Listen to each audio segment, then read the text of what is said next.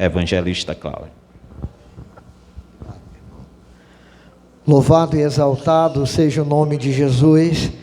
Eu gostaria de saudar toda a igreja nesta noite com a graça e a paz do Senhor e abrir as nossas Bíblias no texto que, por sinal, ontem fora lido. Eu gostaria de repetir a leitura do mesmo texto. 1 Coríntios, capítulo de número 13, do versículo 1 ao 13.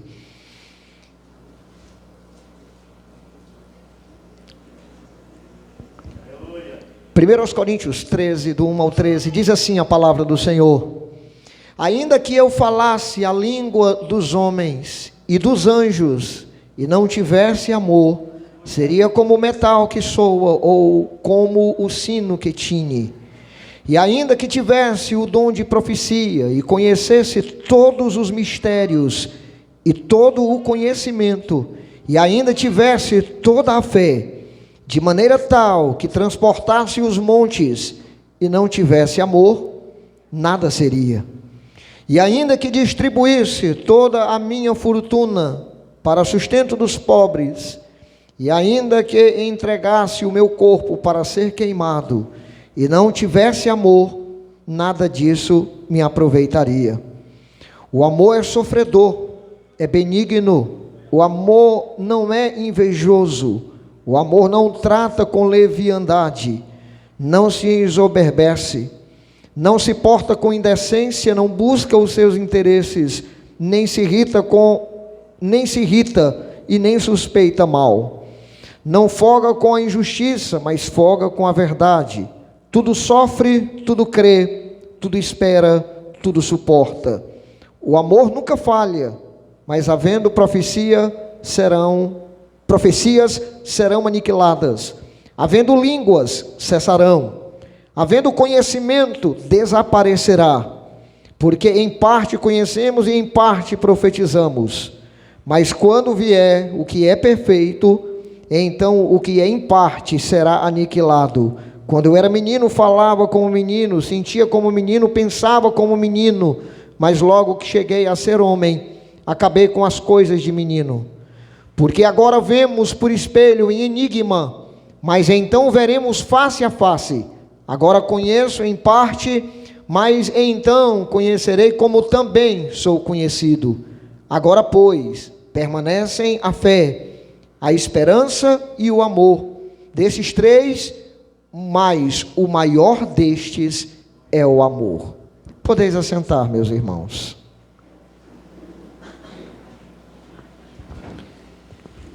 Meus amados irmãos, nessa noite, lendo esse texto, eu posso concluir um tema antecipadamente e dizer que o tema da minha mensagem é: amor é teoria, mas amar é prática.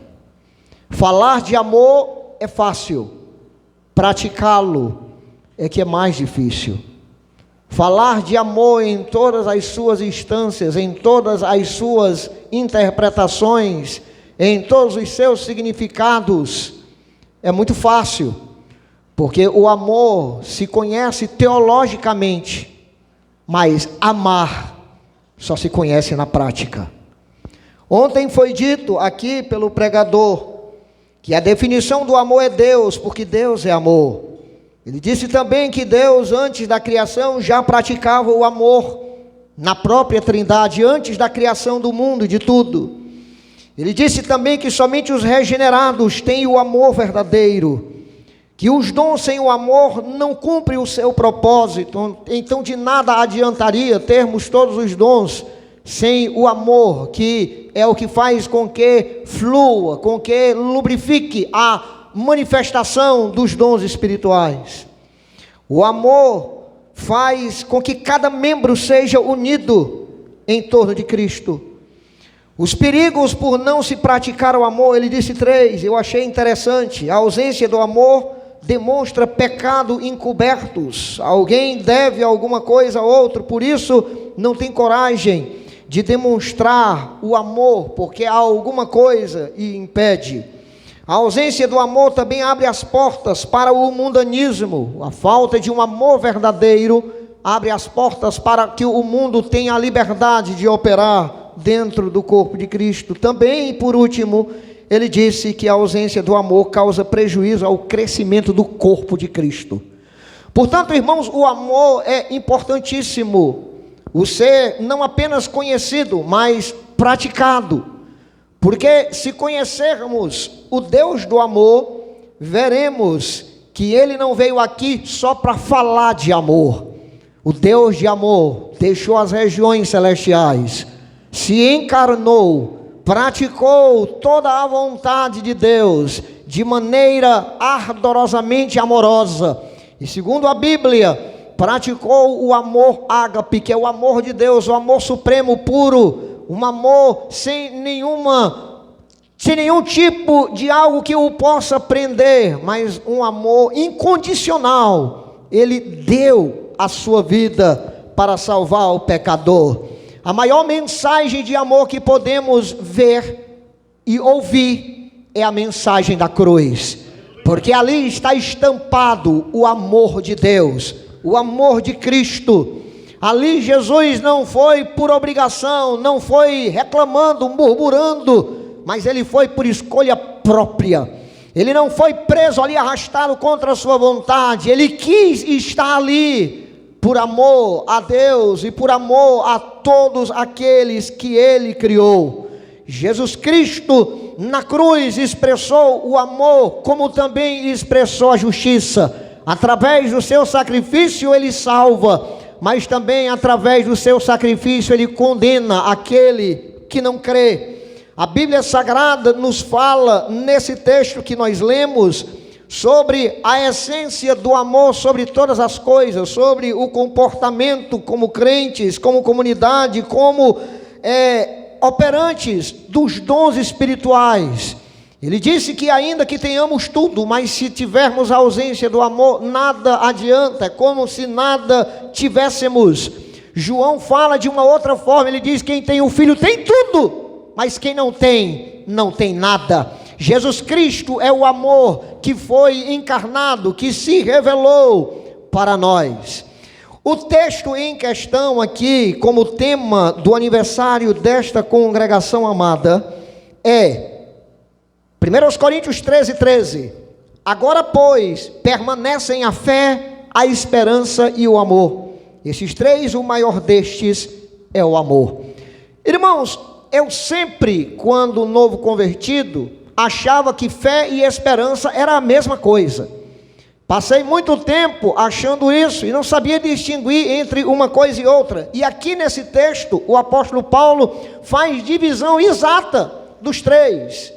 Primeiramente ele fala da fé, depois da esperança e por último o amor, e diz que esse é mais excelente, é maior, é mais sublime do que os outros dois. Agora nós vamos ver o porquê, irmãos, e se há uma diferença real entre a fé e a esperança. Nós lemos em Hebreus capítulo de número 11, no versículo de número 1, que a fé é o firme fundamento das coisas que se esperam e a prova das que não se veem, ou das que ainda esperamos. Ela é a certeza da esperança. Por isso que a fé aqui na lista de Paulo vem em primeiro. Se o amor é mais importante, por que ficou por último? É porque o apóstolo Paulo quis dar ênfase ao seguinte: que a fé, que é o que começa a nossa carreira por amar ao Senhor, quando Ele se apresenta através do amor, o Espírito Santo revela o seu amor, é a sua graça, mostrando-nos que somos perdidos pecadores e que não temos outro caminho, outra saída, senão somente Ele.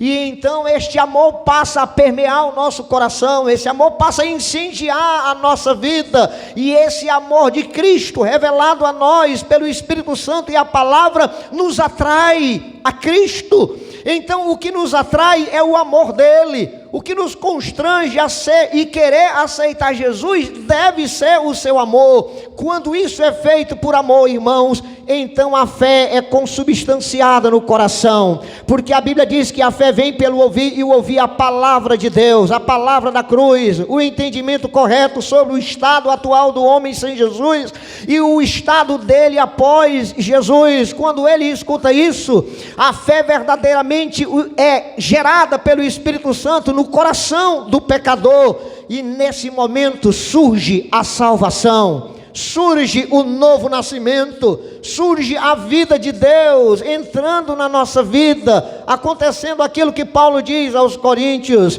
que o Espírito de Cristo e o do homem torna-se um só Espírito, indivisível, inseparável. Por isso não cremos na perda da salvação, porque quando Jesus entra em nós, não tem mais quem o possa tirar.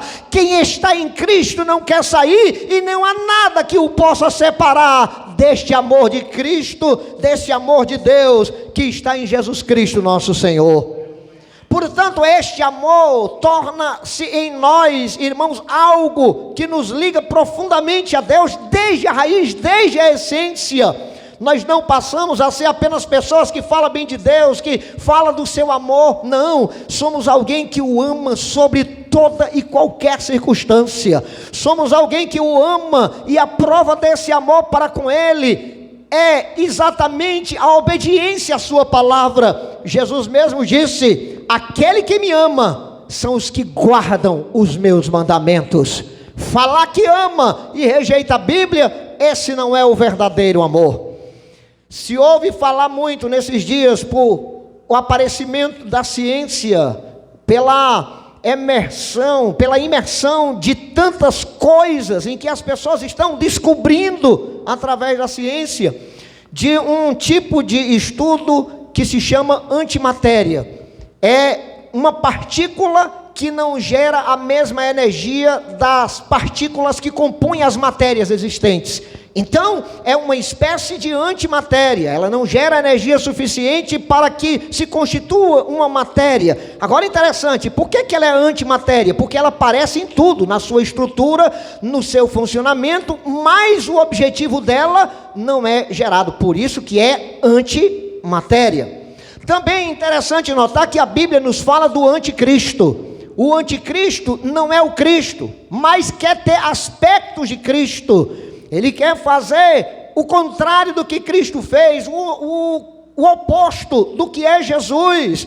A palavra anti, esse sufixo, é exatamente para demonstrar o anti, o contrário, o do contra. Por isso, o anticristo é o contrário, é o do contra, mas ele quer, de alguma forma, parecer para enganar. Por isso, ele é anti. E existe também, irmãos, o anti-amor. O anti-amor é aquele que parece amor, é aquilo que parece amor, mas na verdade não é. O objetivo desse que parece amor não é amor. A casca pode parecer, mas o interior não tem a energia do amor, não tem a essência do verdadeiro amor. Então, se Deus é o verdadeiro amor, então o contrário do amor, o anti-amor, seria Satanás, o diabo. Ele tornou-se o contrário do amor, tornou-se o contrário de Deus, por isso ele é anti-Deus, por isso que ele não pode de maneira nenhuma aceitar ou encaixar-se em Deus, porque ele tornou-se anti, contrário, oposto à luz que é Deus. Satanás é as trevas. Então o verdadeiro amor é oposto ao anti-amor, ou um amor falso, um amor que parece ser, mas não é. Mas vamos na ordem de Paulo aqui explicar, dar uma pequena explicação acerca da fé, da esperança e depois do amor. Não quero nessa oportunidade falar de antimatéria e de anti-amor, porque estamos aqui para falar do amor. Então, se Deus é a essência do amor, nessa noite vamos conhecer um pouco mais dessa essência. Eu gostaria que conhecêssemos, não apenas mentalmente, mas aprendamos na prática, aprendamos no íntimo do coração, aprendamos a dizer e sentir que esse amor é algo para se viver, para se praticar. Então, qual é a diferença da fé e da esperança? E depois veremos que o amor não é nem diferente, ele é tão sublime que é ele quem faz com que a fé e a esperança seja subsistente.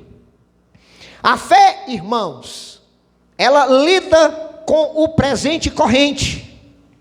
A fé acredita na provisão do passado e também daquilo que já nos foi garantido desde antigamente e nos dá a garantia de receber e de que acontecerá no futuro. Note, a fé, irmãos, ela nos faz viver no presente, em Deus, recebendo a sua palavra, recebendo as suas orientações. Mas a fé, ela também é fortalecida e baseia-se acreditando na provisão do passado. Que provisão é essa? Aquilo que Jesus fez há mais de 2000 anos atrás era, mas eu digo uma coisa, aquele era que aconteceu, ele vai acontecer por todas as eras. Ele nunca deixará de ser real, vigente e poderoso o sacrifício, o milagre da cruz de Cristo. Então a fé, ela atua, ela lida com o presente, ela lida acreditando na provisão do passado, do que foi prometido, do que nos foi dado através de Cristo, e também daquilo que por garantia só acontecerá no futuro. Então o que eu poderia dizer que a fé é, para ser mais claro, a fé é como um portal que nos leva a dimensões. No presente, nós não precisamos, porque nós já estamos vivenciando e vendo as coisas. Mas por que a fé é importante? Porque eu preciso conhecer o passado e voltar lá para adquirir tudo que eu necessito para o presente. Mas a fé não é apenas um portal que me leva ao passado. A fé é um portal que me leva à dimensão futura também. É através da fé que eu consigo enxergar o que Deus tem preparado para mim. Não apenas conhecer e enxergar, mas crer que o que está prometido para mim já me foi dado. Paulo fala, irmãos, disso de uma forma tão clara, que ele diz que nós já estamos assentados nas regiões com Cristo. E quando ele fala isso, ele não fala de um futuro, ele fala do agora. Nesse momento, nós já estamos assentados nas regiões com Cristo, ou seja, já reinamos com Jesus. Por isso a Bíblia diz e nos faz entender que somos súditos do seu reino, que somos embaixadores do seu reino. Por isso só este povo consegue falar dos poderes do mundo vindouro com tanta autoridade e poder, porque esta igreja está assentada ao lado do rei, porque esta igreja tem comunhão com o rei, porque esta igreja entra na presença do rei. E Paulo diz que nós já estamos assentados com Cristo. Isso quer dizer, irmãos, que a igreja já reina, que a igreja já tem em Cristo Jesus o poder do seu reino. Por isso Jesus disse uma vez, quando disserem o reino de Cristo está ali ou acolá, não creiam, não vades atrás, porque o reino dele está dentro de você. Somente aqueles que não sabem, não experienciaram isso, que ficam correndo de um lado para o outro, vai numa religião, vai noutra, procura uma experiência assim, assado, mas o crente não, experimentou Jesus e o reino de Deus entrou nele, experimentou Jesus e ele agora está assentado com Cristo nas regiões celestiais. A fé faz com que o que foi do passado se torne presente, e o que ainda vai acontecer no futuro já seja real. Já experimentamos aquilo que Deus nos prometeu. Vamos dar alguns exemplos na Bíblia. Vejam o que diz a Bíblia em Mateus 6,11, na oração dominical, quando Jesus ensina os seus discípulos a orarem. No versículo 11 do capítulo 6 de Mateus, ele diz: o pão nosso de cada dia nos dá hoje. Vejam bem, Jesus está dizendo, o pão nosso de cada dia. Ele fala de pão, nutrição, alimento, sustentação, energia, para nos dar força para sobreexistir. Interessante notar que ele diz o pão, aí depois diz de cada dia. Que cada dia? Cada dia da nossa existência sobre a terra. Se vivermos 100 anos, devemos orar a Deus e pedir que essa provisão nos seja alcançável cada dia. Mas o mais interessante é que ele conclui hoje. O pão de cada dia dá-nos hoje. O que Jesus quis dizer com isso? Qual o princípio por trás desse imperativo? Dá-nos hoje, desse verbo que pede que Deus nos dê. Jesus ali, irmãos, não estava ordenando ao Pai que desse, nem estava pedindo ao Pai que desse. Ele estava revelando que tem um Pai que dá. E eu quero dizer uma coisa para vocês: isso já foi dado. Cada dia ele disse: eu já dei, vocês têm, mas a questão é o hoje. Hoje eu preciso crer que ele vai dar. Hoje eu preciso acreditar que ele não vai deixar faltar. Já no Antigo Testamento, o salmista entendeu quando disse: eu fui moço e agora sou velho, mas nunca vi um justo desamparado, nem a sua descendência mendigar o pão, porque o Senhor não deixa faltar, porque o justo Senhor cumpre aquilo que fala. A Bíblia Sagrada é muito clara em nos dizer isso. E o mais interessante é uma das coisas que está escrita lá em Marcos 11, do 22 ao 26. Leamos o que diz a Bíblia. Marcos, capítulo 11, versículo 22 ao 26. Ele diz assim: e Jesus respondendo disse-lhes: tendes fé em Deus. Note, tendes fé em Deus. No 23 ele diz: porque em verdade vos digo que qualquer que disser a este monte: ergue-te e lança-te no mar, e não duvidar em seu coração, mas crê que se fará aquilo que diz, tudo o que disser lhe será feito. Isso é a natureza da fé, é eu acreditar. Sabe por quê? Porque Deus já estabeleceu. Ele disse: tem de fé, que o que você pedir acontecerá.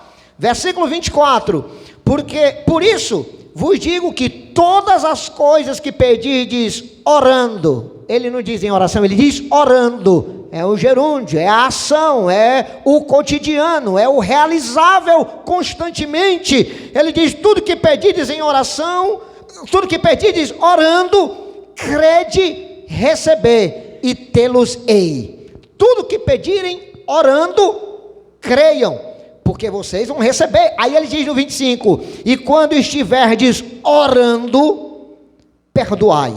Note, fé, oração e amor, revelado através do perdão.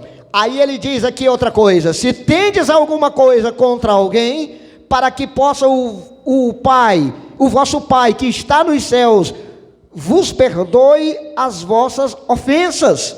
Mas se vós não perdoardes, também o vosso Pai que está no céu não perdoará as vossas ofensas. Note que há uma condição de Deus aqui para nos perdoar. E aqui ele está falando uma coisa interessante, irmãos. Ele não está falando para ímpios, ele está falando para crente. Ele não está falando para quem não conhece a natureza da oração, para quem não conhece a natureza da fé, para quem não conhece o amor e o perdão. Ele está falando para crentes. Ele diz: tende fé, porque tudo que vocês pedirem com fé acontecerá. Se disseres a estes montes: ergue-te daqui, precipita-te no mar, crendo, acontecerá. Jesus falava da natureza da fé no tocante, irmãos. Aqui é a nossa fé quem move montanhas, é a nossa fé que é capaz de mover a incredulidade, as dificuldades ou qualquer obstáculo. É através da fé que tudo que pedirmos acontecerá. Mas será que é só pedir aleatoriamente? Será que é só pedir levianamente, ordenar?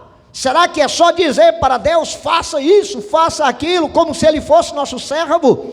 Será que é confrontar Deus e dizer para Ele de uma forma, como que o ordenássemos para que faça isso ou aquilo? Não, mas Ele diz aqui no 24: por isso vos digo que todas as coisas que pedirdes, note, pedir, clamar, suplicar, fazer Deus conhecer a necessidade. Aí ele diz: orando, é pedir orando, não é pedir levianamente, é pedir com oração. Irmãos, por que os discípulos fizeram tantos milagres? Porque eram homens que oravam, tinham uma vida de oração, viviam na presença de Deus. E quando eles vinham para a presença dos homens, as coisas que ele viam, não viam como dificuldade ou obstáculo, tudo era muito fácil. Irmãos, quem vive orando e está perto de Deus, não vê nada impossível nem difícil, porque a palavra de Deus diz: se creres, verás a glória de Deus. Para Deus nada é impossível. Pode ser possível para os homens, mas para Deus nada é impossível. O povo de Israel escapou de Faraó, do seu exército, marchando por um mar, algo que não era possível a homem algum, nem mesmo na estação em que as águas baixassem não seria possível. Mas o nosso Deus fendeu o mar, abriu o mar, porque Ele operou na natureza com poder para mostrar que Ele tem o poder, e para Ele nada é impossível. E para salvar e livrar e abençoar o seu povo, Ele para o sol, Ele abre o mar, Ele destrói exércitos com apenas com uma queixada de mula. Ele é poderoso para fazer muito mais além daquilo do que pedimos ou pensamos. Nós vamos já ver isso na multiplicação dos pães, na primeira multiplicação. Mas nesse texto nós vemos, irmãos, o princípio da oração que Jesus fez lá em Mateus 6. Qual é o princípio, irmão? O princípio que está aqui é de que, se pedirmos com fé, Ele fará hoje, Ele fará agora.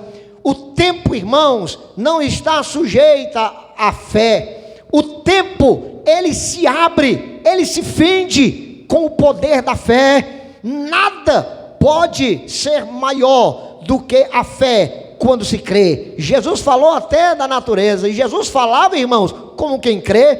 Imagine se Jesus falasse em fazer alguma coisa e não cresce que aquilo fosse acontecer, se ele não ia passar vergonha. Mas Jesus, na hora em que o barco estava em alto mar, as ondas castigando, ele não repetiu duas vezes. A Bíblia diz que ele só disse: vento e mar, aquieta-te, e tudo fez-se bonança. Por quê? Porque ele cria que Deus estava a seu favor. Ele cria que a natureza estava sujeita à vontade de Deus, embora enquanto ali homem não estava agindo como Deus, mas como homem, cria que Deus era com ele. Ele mesmo disse muitas vezes: eu falo como meu pai mandou, eu não faço nada contrário à vontade de meu pai, tudo que meu pai manda falar eu falo. Eu e meu pai somos um. Note, não havia divisão. Por isso que mesmo como homem, ele cria no poder que Deus exerceria através de sua petição. Ainda há outra coisa interessante aqui. Quando a multidão no deserto, em Mateus 14, a partir do 13, a Bíblia Sagrada diz que aquele momento ali, o povo no deserto, com fome, a tarde caindo, os discípulos chegaram para Jesus e disseram: Senhor, despede o povo, porque não tem onde comprar comida. O povo está com fome, desfalecendo. Se eles continuarem assim, vão desfalecer aqui no deserto. Mas se mandarmos embora, pelo menos agora, antes de escurecer, eles têm chance de se hospedar em algum canto, de encontrar ali mercado para comprar comida. Sabe o que foi que Jesus disse? Não, vocês deem comida para eles. Os discípulos ficaram espantados e disseram: mas como, Senhor? Não temos dinheiro suficiente para comprar comida para tanta gente. Era 3.000 pessoas. Não temos dinheiro para comprar comida para tanta gente. E ainda que tivéssemos, aonde iríamos comprar? Estamos num deserto, distante da cidade, de tantas vendas. Como compraríamos? Esse louvor aqui disse, irmãos, que quando a coisa aperta, é a hora que a fé surge. Quando as barreiras se levantam, é a hora que a fé surge. Quando o mar fica bravio, é a hora que a fé quer se manifestar. Para o crente, irmãos, a coisa está boa. Não é quando está tudo em bonança, não. A coisa que está boa é quando está acontecendo problemas, porque é nesse momento que a fé vai se manifestar. É nesse momento que a glória de Deus vai se revelar. É nesse momento que Deus se mostra ao nosso lado. E a Bíblia diz que os discípulos ficaram espantados. Jesus disse: o que é que vocês têm? Eles disseram: apenas 5 pães e 2 peixes. Jesus disse: então traga-me. Jesus pegou um dos pães, abençoou, partiu e deu, e disse: deem para o povo, mande-os sentar de grupos e distribuam o pão. Quando assim o fizeram, começou a multiplicar, e era gente tirando, e o cesto aumentando, e gente tirando. A Bíblia diz que no final sobejou-se 12 cestos cheios de sobras. Isso quer dizer que a multiplicação da parte de Deus é esbanjante. Quando Deus dá, Ele dá muito mais além daquilo que pedimos ou pensamos. Ele dá em abundância, Ele dá sem medida, Ele dá de uma maneira, vamos dizer, no bom sentido, exagerado. Porque o nosso Deus, Ele é poderoso, é o Deus do impossível, é o Deus que pode tudo, é o Deus que tem todo o poder em suas mãos. O mesmo princípio ali aconteceu. Jesus quis dizer o seguinte: vocês não têm pão para dar para eles, vocês se esqueceram que o pão de cada dia Ele já vos deu. Agora é só acreditar. Agora é só acreditar que o pão virá. E foi dessa forma que veio. Agora preste atenção numa coisa: a multiplicação não se pode se fazer por nada. Não se multiplica zero por nenhum número, nem zero por zero. Zero por zero é nada, não tem como multiplicar. Mas a Bíblia Sagrada diz que Jesus multiplicou o que tinha. Tinha pão. E a Bíblia Sagrada diz que Ele multiplicou. O que é que você tem? Tem crente que diz: mas eu não tenho e tal. Não existe isso. Todo crente tem. Agora o que você tem precisa ser multiplicado. O que você tem precisa ser colocado nas mãos de Jesus. O que você tem precisa ser colocado. Eu quero dizer uma coisa: a multiplicação não é do nada, ela tem que ter alguma coisa. Você tem que ter sacrifício. Você tem que ter dedicação. Você tem que ter fé. Você tem que buscar de Deus para que aquilo que você tem, mesmo pouco, seja multiplicado. Deus disse para Moisés: Moisés, o que é isso na tua mão? Ele disse: uma vara. Mas o que é que eu posso fazer com uma vara contra um exército? E o que é que eu posso fazer com uma vara com o mar na frente? Deus disse: toca nas águas com esta vara, Moisés. E quando Moisés tocou, o mar se abriu. Irmãos, Deus quer fazer o milagre, mas Ele está perguntando: o que é que você tem? Você tem fé? Você quer ver o milagre? Você quer ver a operação divina? Então você tem que tomar essa fé e colocá-la nas mãos de Jesus, para que ela seja multiplicada, para que ela cresça, para que ela aumente. Então hoje Jesus ensinou aos discípulos a acreditarem que o pão já havia sido dado, que tudo que era necessário já foi dado. O apóstolo Pedro, em uma de suas cartas, irmãos, diz que nós já recebemos, foi nos dado gratuitamente pela fé, tudo o que diz respeito à vida e à piedade. O que diz respeito à vida física, à vida espiritual, à vida conjugal, familiar, à vida entre amigos, à vida como irmão, à vida no sentido geral, tudo que diz respeito a essa vida, a Bíblia diz que já nos foi dado, e foi dado gratuitamente. Na hora que o homem aceita Jesus, irmãos, ele já recebe o pacote completo. Ele recebe tudo pela fé. Não é só a filiação a Deus. Quando ele se torna filho de Deus, ele já se torna herdeiro e co-herdeiro de tudo. Porque pela fé, Deus dá tudo o que é necessário. Esse mesmo princípio é usado para a vida espiritual nesse sentido. Em Gálatas 2:20, o apóstolo Paulo diz assim: eu já estou crucificado com Cristo e vivo, não mais eu, mas Cristo vive na minha vida. Essa expressão de Paulo, irmãos, é uma fé viva, uma fé vigente no dá-nos hoje. Interessante notar que o sacrifício para nossa salvação e fé foi feito há mais de 2000 anos atrás. Interessante, mas eu digo uma coisa: isso que aconteceu há 2000 anos atrás está muito distante de nós. Como alcançaremos? Aí Deus disse: eu vou dar uma condição para vocês, a fé. Através da fé, nós somos até os pés de Cristo, diante da sua cruz, e o vimos sangrar, e pela fé acreditamos que o que Ele fez ali foi por nossos pecados. O que Ele fez ali não foi só para dar um exemplo, foi para nos resgatar da maldição do pecado. E então ali diante da sua cruz, nós podemos enxergar o quanto pecador éramos antes de aceitar Jesus. Mas não devemos pela fé ficar ali parado diante da cruz, apenas olhando, vendo que os nossos pecados foram ali destruídos, que Deus estava nos lavando. Agora a fé nos leva a outro lugar, lá no passado. Sabe para onde? Para a porta do túmulo. E quando chegarmos lá, veremos a pedra revolvida, a porta do túmulo aberta, e quando entramos lá, nada veremos. Sabe por quê? Porque o nosso Jesus ressuscitou ao terceiro dia.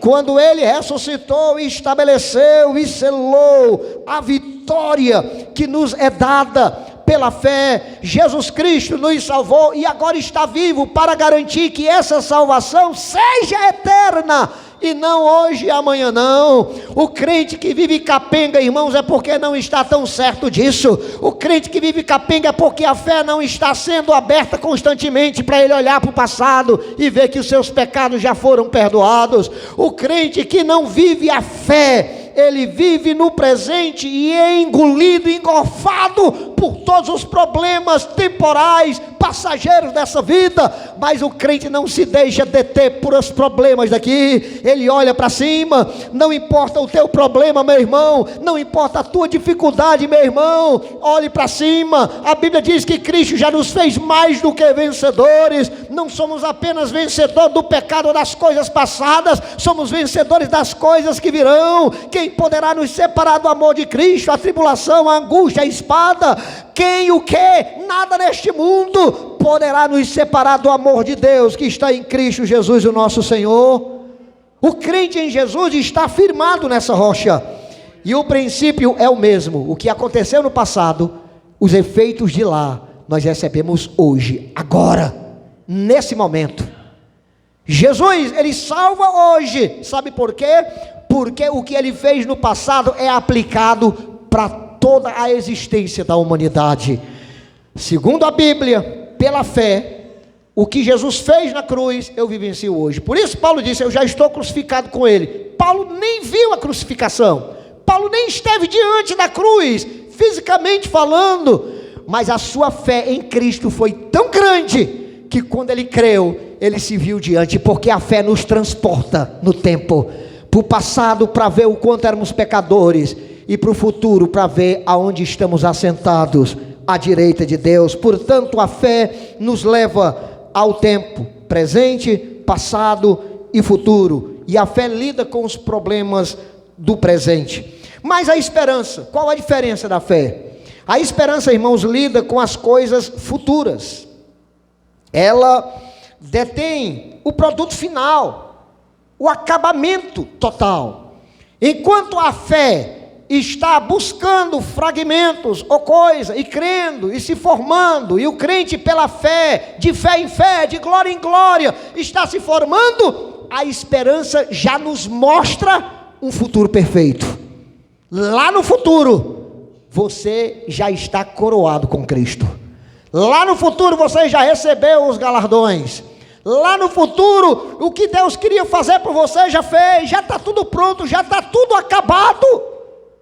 Por isso que o crente crê na vitória, e por isso que o crente, irmãos, não se preocupa de modo nenhum com os problemas que tentam, que muitas vezes vêm para nos destruir, porque o crente acredita numa vida que já está estabelecida para ele. A história já está escrita, já tem um ponto final do nosso Deus lá. A história para a igreja será a melhor possível. Melhor não há, não existe. Por isso que ser crente é bom, mas é ser crente se confiar, tanto na igreja como no seu lar, ou em qualquer lugar que for. Ser crente é bom. Por isso a Bíblia Sagrada nos fala que devemos ter esperança, a esperança que Cristo nos deu. A Bíblia Sagrada diz que Cristo é a esperança da glória. Se o meu Jesus estivesse no túmulo, irmão, eu estava titubeando. Se o meu Jesus estivesse ainda embaixo de uma lápide com o seu nome lá, eu estaria incerto, indeciso e com temor.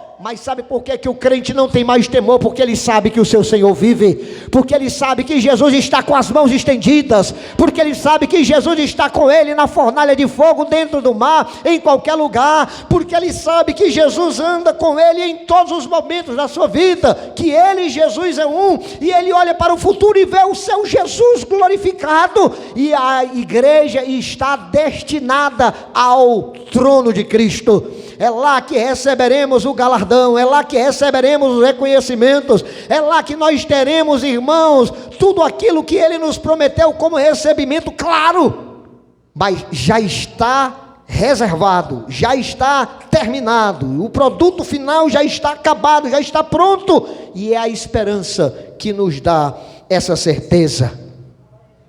Para você ter uma noção, se eu contratasse um designer para fazer um trabalho para mim, e eu quisesse muito ver esse trabalho já como se fosse pronto, mas apenas numa visão, é exatamente o que os design gráficos fazem. Eles fazem uma espécie de layout, ou uma arte antecipada do que você gostaria que fosse. É como uma pessoa que faz uma planta de uma casa.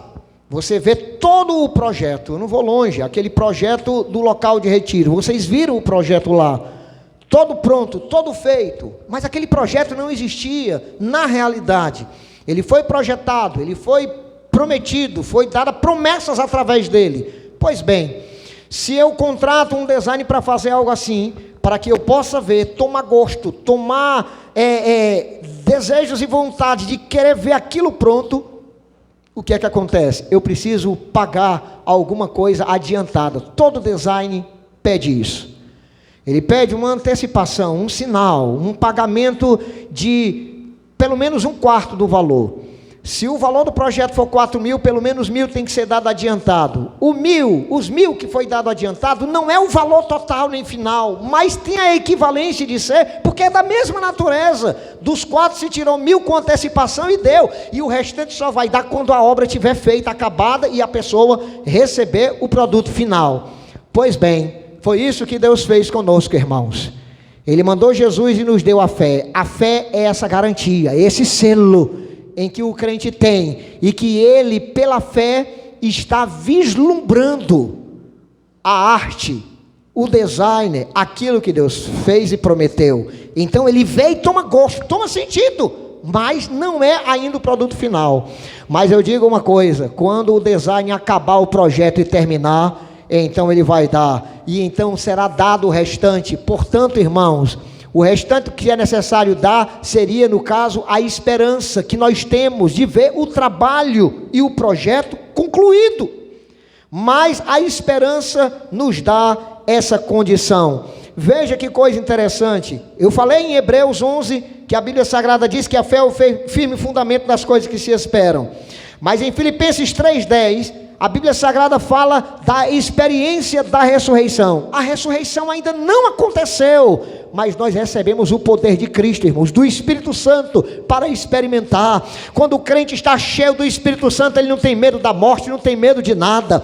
Paulo, cheio do Espírito Santo, entrou em Éfeso para pregar lá, e apedrejaram ele, que ele caiu como morto no chão, mas depois ele se levantou pela glória de Deus, e quando se levantou, entrou de novo lá, e continuou ensinando e pregando. Vejam, ele teve uma antecipação da ressurreição. Ele morreu? Não, foi tido como morto, mas o que lhe aconteceu era para ter causado a morte, mas o Senhor derramou sobre ele o poder da qual ele estava cheio, para que ele pudesse experimentar uma antecipação ou partículas da ressurreição. Então nós experimentamos essa partícula de ressurreição pela fé, quando vivemos nesse mundo, quando superamos pelo poder de Deus a enfermidade, a doença ou os perigos de morte. Tiago 5, a Bíblia Sagrada também nos fala, como em 1 Coríntios 12 e João 14, fala da cura imediata das enfermidades corpóreas. Quando estamos doentes, nós somos curados pela oração. A oração da fé curará o enfermo, levantará se houver cometido pecados. Mas veja que a cura que recebemos aqui é apenas uma parcela, uma partícula da cura total e final, lá na glória. Por enquanto aqui somos curados e depois enfermamos de novo, mas lá na glória não haverá mais doença, não haverá mais mazelas, lá seremos curados permanentemente. Portanto, o hoje é apenas uma parcela e uma partícula de uma cura perfeita e verdadeira que já está acabada no céu para nós. Em Atos, no capítulo 20, em Apocalipse capítulo 20 melhor, a Bíblia Sagrada fala da prisão de Satanás. Satanás vai ser preso, e quando ele for preso lá, a Bíblia Sagrada diz que o milênio será um período de bênção. O áspide brincará com a criança com o áspide, o boi comerá palha, o leão comerá juntamente com ele, então haverá harmonia, porque Satanás não estará influenciando a terra para o mal, estará preso. Pois bem, a prisão de Satanás nesse período milenar mostra-nos que também depois ele vai ser solto por pouco tempo e depois lançado numa prisão eterna para toda a eternidade, nunca mais dirá sairá. A Bíblia Sagrada fala e mostra isso, e o que é essa experiência hoje? O poder que a igreja tem de expulsar os demônios. Quando Jesus expulsou os demônios do Gadareno, eles disseram: vieste nos atormentar antes do tempo. Note, Jesus teve esse poder de expulsar aquela legião, e ele deu este poder à igreja. A igreja tem o poder de expulsar demônio. É o final, quando o demônio for expulso, é capaz que ele não volte mais, não, mas é uma antecipação, é um poder que nos mostra a vitória que vamos ter contra Satanás definitivamente no futuro. Mas agora no presente, temos só uma parcelinha, temos só um vislumbre, temos só uma visão ainda pequena do que acontecerá. Por isso, irmãos, o crente vivendo aqui nessa terra com intensidade é uma bênção. E eu digo mais, por mais que recebamos aqui, ainda nem se compara com o que receberemos lá. Por mais que venhamos o poder de Deus aqui, nem se compara com o que veremos lá. Por mais que tenhamos uma vida vitoriosa aqui, nem se compara com a que teremos lá. Para finalizar, eu gostaria apenas de fazer uma citação de 4 amores, incluindo o de Deus, e depois o nosso, que deve ser construído ao longo do tempo da nossa vida. O C.S. Lewis, ele fala no seu livro The Four Loves, ou os 4 amores, dos termos e os significados gregos dos 4 amores que existem. No grego existe o primeiro amor, que é o amor ágape, ou amor puro, que é o ágape agni, ou o amor incondicional, que é o ágape anephoron. Esse amor é o amor que corresponde ao amor de Deus, amor puro, que não tem nenhum interesse, amor incondicional, que não quer nada em troca. Esse é o primeiro amor, é o amor de Deus, é o amor de Cristo para conosco. O segundo amor, irmãos, é o amor chamado eros, um amor romântico ou erótico, no sentido do carnal, quando se é vivido entre o casal ou o casamento, né? O amor romântico está no grego ágape romantiki, ou então o erótico, mas todos oriundos do ágape. O amor ágape é o principal, é o primeiro, e dele vem todos os demais amores. O amor, por exemplo, filia ou filos, que é o amor amizade, o amor entre amigos, que é o ágape filia. Esse amor é o amor entre 2 pessoas, seja um homem com homem, mulher com mulher. Esse amor não se confunde com o amor corrupto e deturpado do homossexualismo, mas é um amor puro de amizade entre 2 pessoas, o mesmo que havia entre Jesus e os discípulos, entre Davi e Jonathan. Não era amor homossexual, era o amor amigo, era o amor de amizade, era o amor filia. Amor agapifilia, que é o amor que vem de Deus para 2 pessoas. E por último, irmãos, existe o amor storge. O amor storge é o amor que está relacionado à fraternidade ou à família. É o amor que leva a família até a coesão, até o respeito, até a consideração uns pelos outros, e principalmente o respeito. A Bíblia Sagrada fala que os pais têm que honrar e não amar, os filhos têm que honrar e não amar os pais, mas quando os filhos honram os pais, demonstram grande e sagrado amor de Deus, porque é o filho honrando o pai, a qual o gerou. E eu gostaria de, nesse momento, convidar a igreja a ficar de pé e fazermos uma leitura, apenas a leitura. Não há mais como fazermos uma interpretação de nenhum dos versículos por conta do horário. Mas veja o que diz a Bíblia, no capítulo de número 12 de Romanos, a partir do versículo 9, eu gostaria apenas de ler e mostrar para os irmãos que aqui Paulo revela que o amor não é teoria, o amor é prática. Veja o que diz o verso 9: o amor seja não fingido, tem tradução que diz, seja sem hipocrisia. Aborrecei o mal e apegai-vos ao bem. Aborrecer o mal é detestar, é odiar, é ter nojo do mal em todos os seus aspectos. Mas quando ele diz apegai-vos ao bem, é uma palavra que vem do grego que denota o colágeno, o que faz a ligação das células que compõem a pele. É uma ligação mútua, e ele diz: apegai-vos ao bem, é uma pegação liguenta, de colagem. E depois no 10 ele diz: amai-vos cordialmente uns aos outros com amor fraternal, preferindo-vos em honra uns aos outros. Não sejais vagarosos no cuidado, sede fervorosos no espírito, servindo ao Senhor. Alegrai-vos na esperança, sede pacientes na tribulação e perseverai na oração. Note, tudo necessita de perseverança e oração. 13, comunicai com os santos as suas necessidades e segui a hospitalidade. É interessante isso daqui, irmão. Se não temos comunhão com os irmãos, como podemos seguir a hospitalidade? E como podemos então suprir as necessidades uns dos outros? Então existem grupos que fazem acepção de pessoas. A uns recebe bem, a outros mal. A uns recebe por interesse financeiro ou de status. Será que nós estamos verdadeiramente seguindo a palavra da hospitalidade? Será que receberíamos em nossa casa um irmãozinho que aceitou Jesus ontem, que saiu das drogas, da bebedeira, da mesma forma que receberíamos o pastor Edmilson ou o pastor Glauco? Da mesma forma que receberíamos uma pessoa que tem muitas condições financeiras? Então não deve haver acepção. Sigam a hospitalidade de um modo geral para com todos. Versículo 14: abençoai os que vos perseguem, abençoai e não amaldiçoeis. Alegrai-vos com os que se alegram e chorai com os que choram. Sede unânimes entre vós, não ambicioneis coisas altivas, mas acomodai-vos às humildes. Não sejais sábios em vós mesmos, a ninguém torneis mal por mal. Procurei as coisas honestas perante todos os homens. Se for possível, enquanto estiver em vós, tende paz com todos os homens. Não vos vingueis a vós mesmos, amados, mas dai lugar à ira, porque está escrito: minha é a vingança, e eu recompensarei, diz o Senhor.